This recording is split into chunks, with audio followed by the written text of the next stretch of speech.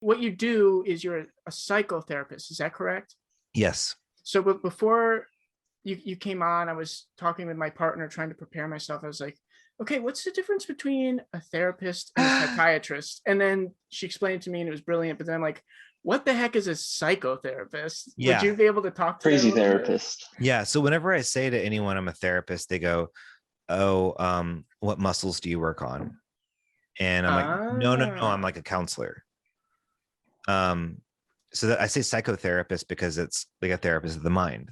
There's no like actual license for a psychotherapist. It's gotcha, just so much easier to say I'm not like a physical therapist to say I'm a gotcha, psychotherapist.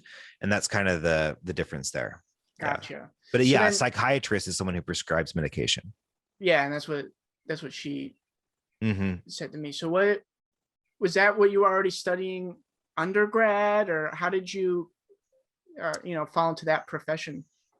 Um, so in undergrad, I changed major 3 times. I was a marketing major, then I was an education major, then I ended up being a communications major. And then I graduated and toured and didn't use it. And then I had this kind of aha moment when I was like 25, I think, where I said, I need to do something to make money, and I need to make a shift in my life. And I don't want to go.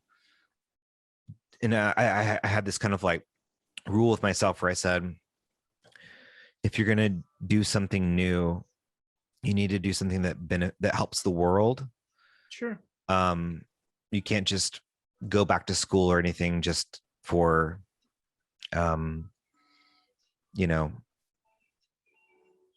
something else. And so therapy had helped me before in the past, and so it just felt like a calling, and it syncs up with a lot of the driver friendly lyrics, honestly. Like Tyler talks about the hero's journey and the symbolism of water and dreams. And I had the best job in the world now, where I get to talk to people for, like, today I talked to 6 hours of conversation with clients Wow. about their dreams, and it's just the most rewarding thing you can imagine. So it has been fulfilling for you. Oh yeah, man. That's incredible. Oh yeah, it's been awesome. Have you had any? Oh, I'm sorry, I didn't want to cut you off No, there. go ahead, go ahead. I Again, for me, driver friendly is such a big deal. Yeah. But in the grand scheme of things, I don't know. I don't know everyone else's perspective. Have you ever had a client that was a fan? I've never had a client. Yes, I have had a client who's a fan.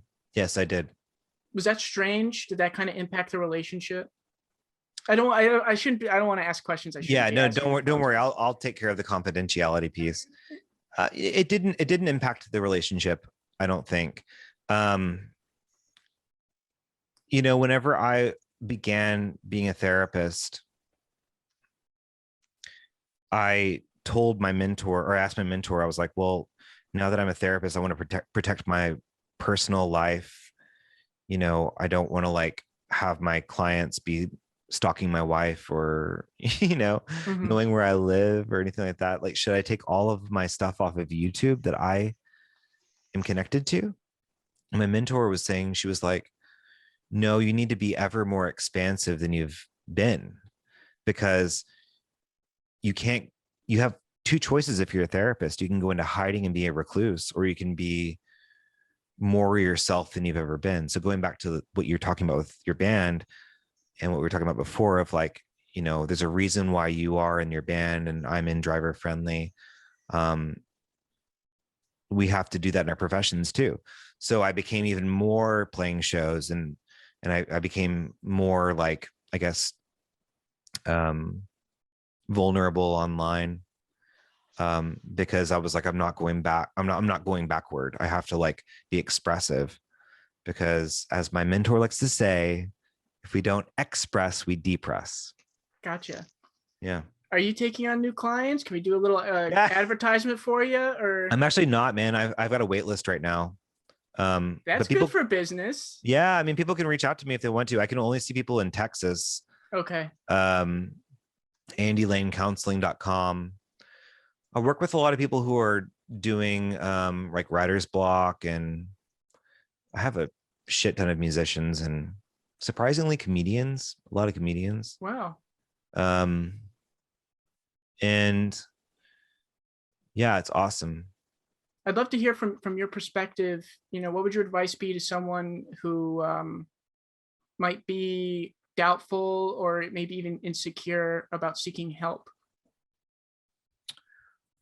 Yeah, it's a good one. I mean,